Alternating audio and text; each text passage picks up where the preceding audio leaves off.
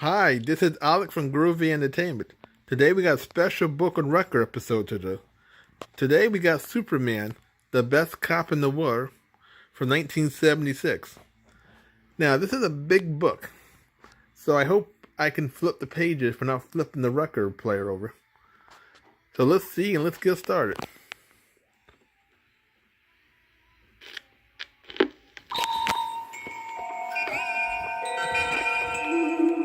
In Superman's Fortress of Solitude stands Kandor, the city in a bottle, stolen and miniaturized by a space pirate, before the explosion of the planet Krypton. In this controlled environment, 1 million microscopic inhabitants keep the towering civilization of Superman's native world alive. Standing at the podium before a capacity audience in the city's civic center is Darbaum, Kandor's Commissioner of Science Police. To the annual Science Police Awards ceremony. To present the decorations for outstanding officers of the past year, I am privileged to present a man whose visits from the outside world are not nearly often enough. Kal-El, known to most of the galaxy as Superman. Thank you, fellow Kandorians. The job of being a Superman is very different from being a policeman. And so it is with the greatest respect that I call Science Police Officer Ron Za to the podium to accept. Look, a man with a gravity gun. Hello, are you all right? Thank the fate you ducked in time. I'm going to do more than that, Ron Za. He's running away. Look out for that gun! Somebody stop him! Hold on, Kal-El. Let go of me, Ron Za.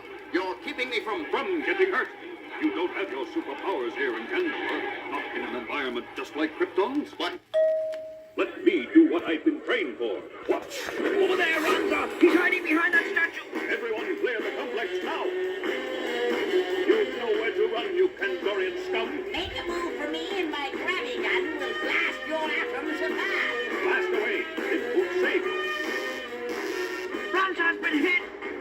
His uniform is deflecting the gravity beams back at the tower, and it's... A neat trick, Ron Za. How did you pull it off? Simple, Kal-El. Policemen on Earth are sometimes known to wear bulletproof vests. But we science police in Kandor have gone them one better. Our uniforms repel a would-be killer's ammunition right back to the source. He's in critical shape, but after a few hours in the rehabilitation booth, he'll be completely recovered. And then he could stand trial for attempting to assassinate our distinguished guest of honor. I'm indebted to you, Ron Za. That was a fine display of police work. That's our run. Now you know how he got the reputation of being Kandor's finest. After many fond farewells, Superman leaves the microscopic confines of the tiny bottle city as the microwave beamer in his fortress restores him to normal size. And then it's the Arctic fortress he leaves behind as he streaks back to Metropolis and his job as mild-mannered Clark Kent, anchorman for WGBS TV News. Okay, Clark, let's go over it again. Mr. Edge, I wanted to talk to you because... Wait, I think I got it. Mr. Edge, I wanted to talk to you because I really think I'm entitled to more. I mean, it's my opinion that, well, if it's all right with you, of course, could you please, maybe... No, Clark, all wrong. Stop hedging. You just tell him you want to raise it. You know you deserve it. That's all there is to it. But, Lois, I couldn't be that blunt. Not with Mr. Edge. It wouldn't be right. Sometimes, Clark, I wonder why I even bother with you at all. That plane's in trouble! The engines are on fire. It's out of control! Oh, my gosh, Clark, it's going to hit the Galaxy building. Can't anybody do something? I can, but not standing around here. I've got to slip away and change to... Look, Clark, up in the sky. Great Scott! Hey, that's not Superman! You could have fooled me. Look what he's doing. I don't believe this, Clark. A man in a weird costume grabbed the fuselage of that plane and is flying it to safety just like Superman would. Believe me, Lois, I'm as surprised as you are. I'd better find a telephone booth and phone this story into the station. Okay, Clark, but the newspaper byline is mine. But instead of finding a phone, Clark Kent finds a deserted alley, and a heartbeat later the soft-spoken reporter sheds his clothes to become the mighty Man of Steel himself. Superman! And a few moments later, at Metropolis Airport, an astounded ground crew has watched an amazing demonstration. Phew. You don't look like Superman, but you sure operate like him. You brought that twin-engine job in on your shoulders and put out the flames with super breath just like a real pro. Yeah, but if you're not Superman, who are you, buddy? I assure you my name is not Buddy. His name is Ronza, gentlemen. Superman! The real one. Greetings, Kal-El. I knew it wouldn't take you long to find me. You and I have some things to discuss, Ronza. What do you say we talk in private? About 50,000 feet up? After you. Now it looks like Metropolis has two Supermen. Looks like. I just hope. What is it? I just hope those two are friends. Here we are, leveling off at 50,000 feet. Let's have it, Ronza. Why have you followed me to the outside world? Because in Kandor, I'm the best there is. You gave me an award that says so. But what does a superior city like Kandor need with an expert crime fighter? You were born and trained there. That's where you belong. I belong here on Earth. I'm better at this than you are. This planet is a mess, Kal-El. With Kryptonian superpowers along with my training, I'll be a super cop. But you know nothing about superpowers. I've had them since I was a baby, and even I make mistakes sometimes. That's because you're an amateur and I'm a professional. Where are you flying off to? I've got work to do. Got to show you what superpowers and training can do. Over the next several days, Ronza of Kandor tries to prove his boast as the people of Metropolis and the world take notice. This is Clark Kent with a WGBS TV News summary. The mysterious super cop continues to dominate the headlines. Today, he issued summonses to 36,000 jaywalkers, and he heat-beamed the engines of 12,000 cars he claimed were polluting the air too much. Several days ago, he said that since most crimes occur in the nighttime hours, people would need a special pass from him to walk the streets of Metropolis after 9 p.m. WGBS reporter Jimmy Olsen filed this report on today's demonstration against the curfew. Here on the left bank of the Metropolis River, over 15,000 marchers have shown up for this demonstration against the rules laid down by... A new development. The super cop has entered the scene. He seems to be... Yes, he's coming over here. You reporter. I'd like to make a statement. My audience is yours. I'd like Metropolis to know there will be no more demonstrations against any laws issued by me. Anything I decree is necessary for the welfare of... Superman! Hello, Jimmy. Ronza, I believe you're making a mistake here. Move along, Kal-El. You should have done this years ago yourself. Maybe so. But the right to protest is guaranteed by law to all American citizens. You can no more limit that right legally than commit grand theft. Oh, I'll be back. Both Superman and the super cop are flying off now.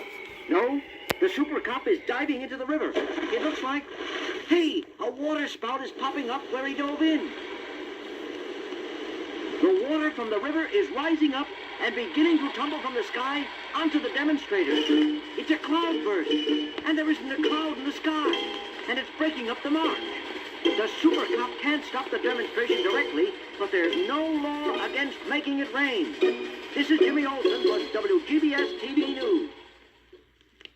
This is Clark Kent back in the WGBS studio. The curfew and the new rules are still in effect, and Superman has made no public statement on the matter. We'll have more news after this word from our sponsor. Hey, Clark, where are you running off to? You've got a newscast to finish. This is no time for a coffee break. It's only a 60-second commercial. But the mild-mannered newsman has a far more pressing problem on his mind as he finds a deserted stockroom a few doors up from Studio B. Reading that report on Ronza's policies was the last straw.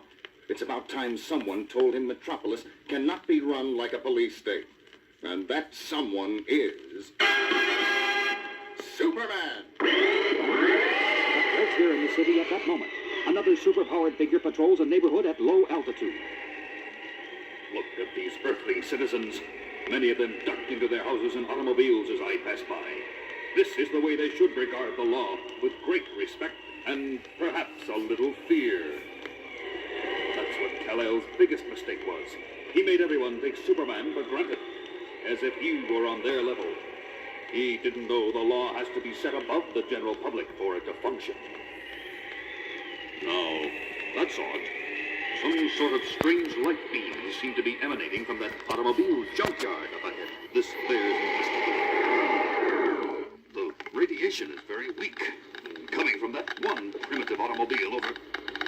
Oh! Ah! The headlight of that car turned on some horrible death ray. Can't stand up. No, you can't, can you? Any more than Superman could, if you were he. Who are you? Crouched in the car. Show yourself. Delighted to, Super Top, or whatever you call yourself. I'm Lawrence Gabriel, and these quasar beings causing you so much discomfort are a rather brilliant invention of mine. Why would you want to kill me? It wasn't you I was commissioned to destroy. It was Superman. But when the crime syndicate bosses hear you fell into my trap instead, I'm sure they'll be almost as delighted. I'll try to make it to your funeral, old man. No. Where are you going? How do I get out of here? Oh, just turn off the headlights. If you can crawl that far. my super hearing, picking up the sound of children playing elsewhere in this awful graveyard. If I can throw my voice to them with super ventriloquism. And elsewhere in the large junkyard. Found you, Joey. Your shirt was sticking out behind the door. I did not. You didn't see me until after I... Attention. This is Ronza of the Science Police. Where's that voice coming from? From nowhere? I need your help, boys. Please come to the northeast corner of this junkyard. Immediately. It's one of that creepo super cop's tricks. I don't know about you, but I ain't getting caught. Me neither. Maybe he passed a law says you get the electric chair for playing in junkyards. I'm done for. Little children are afraid I'm helpless as a fish. Maybe perhaps my methods were wrong. That sound. Is it time for home? Kal-El! Now I know why they call you Superman. No time for that. The switches in this car are rusted and useless. I'll have to help the owner of this junkyard by flushing this particular car for him. Superman, I mean Kal-El. You saved my life. How can I thank you? By doing your duty to your people, our people, in Kandor. I received a message just minutes ago that a crime wave has broken out, and the authorities are at their wits' end. I have work to do here, but in Kandor, they need you. But that scientist, Gabriel, he'll get away. I just delivered him personally to a federal prison. Been waiting for him to show his face so I could nab him for weeks. That's how I learned where you were. Now, if you'll excuse me, Ronza, I have work to do. As I do, home in Kandor, where they need me. As for Earth, well, I guess there's only one Superman.